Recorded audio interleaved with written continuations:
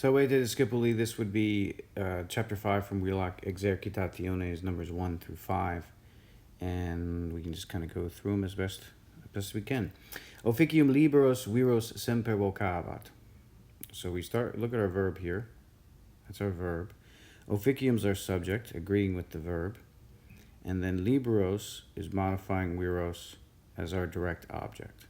Semper is an adverb modifying vocabat. So officium, duty, vocabat, semper vocabat, always was calling liberos viros, free men. Duty was always calling free men. Number 2, habebimusne multos viros et feminas magnorum animorum. Remember, this any indicates that a question is being asked, and we have to pay close attention to the tense of the verb in order to translate it correctly. So this is a common question I have. Is our subject inside or outside the verb? And if we look at the rest of the sentence, we see that the subject has to be inside the verb because there are no other nominative words that could act as the subject. So the subject and the verb are in the same word. We, muss, will, be, habe, have. We will have. Now make that a question. Will we have multos viros et feminas? That's another direct object there. Will we have many men and women? What kind of men? Of magnorum animorum. This is of. Why? Because of the genitive plural endings that they have. We will have many men and women of great spirit, of great courage, of great minds, we might say. Will we have many men and women of great minds? Yes, we will. No, we won't. Who knows? Number 3, pericula belli non sunt parva, sed patria tua te vocabit, et agricolae adiuabunt. I think that's a misspelling. I apologize for this verb. My apologies. Mea culpa, so to speak. It should be adiuabunt, not aduiabunt. Regardless, pericula, the dangers of war, non sunt, this is a linking verb, and then parva is our predicate adjective, right? Because it's an adjective that defines pericula, okay? It's defining pericula. The dangers of war are not small, said, but tua patria, your country, will call you, et, and farmers will help.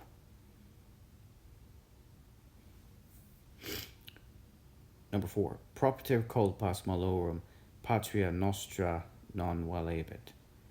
This is a prepositional phrase. Malorum really should be after the prepositional phrase, but oh well.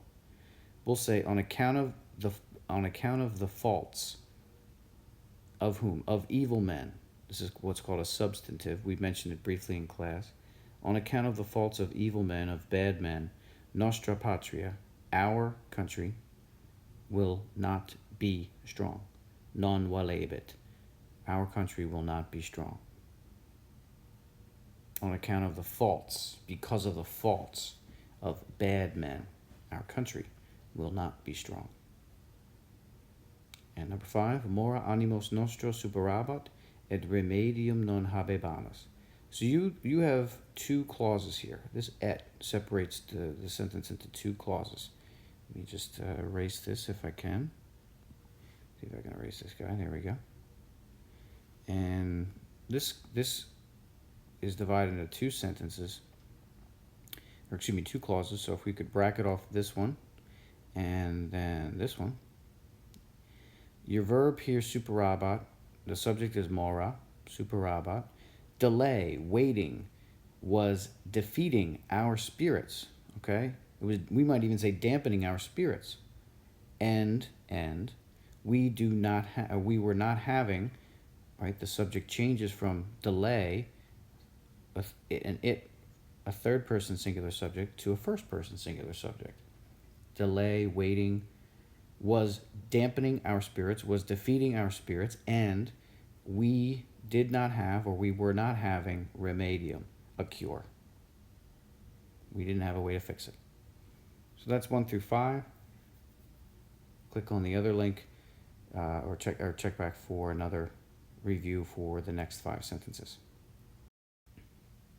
So avete discipuli again. These are the next few sentences from chapter 5 in Wheelock Exercitationes. Multi in agris herimanebat et Romanos iuabant. Multi, many. Oops, sorry about that. Gotta see if I can write here. Many would be a substantive, right? An adjective that doesn't have a noun to modify. Many maneabant were staying. When were they staying? Yesterday. Harry, there's an adverb modifying maneabant. Were staying yesterday. Where were they staying? In the fields. Place where? Ablative place where. And they were helping the Romans. Now notice I can't translate Romanis as the subject of iuabant. You should be able to tell me why. Think about that. Why can't I make Romanos the subject?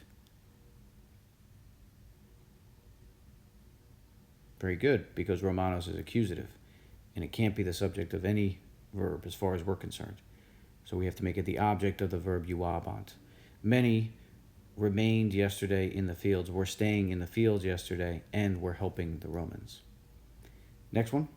Pauci viri de cura animi cogitabant. Pauci, another substantive. Not a substantive, my bad. Few men, let's erase this a little bit here. Few men, pauci viri, cogitabant, used to think about, were thinking about about the care of the soul. Few men were thinking about the care of the soul. You can put a little macron over that A, let you know it's ablative. Remember, de as a preposition can mean about, concerning, or down from. If it's going to mean down from, you're probably going to have a verb that shows some sort of movement. Okay, next one.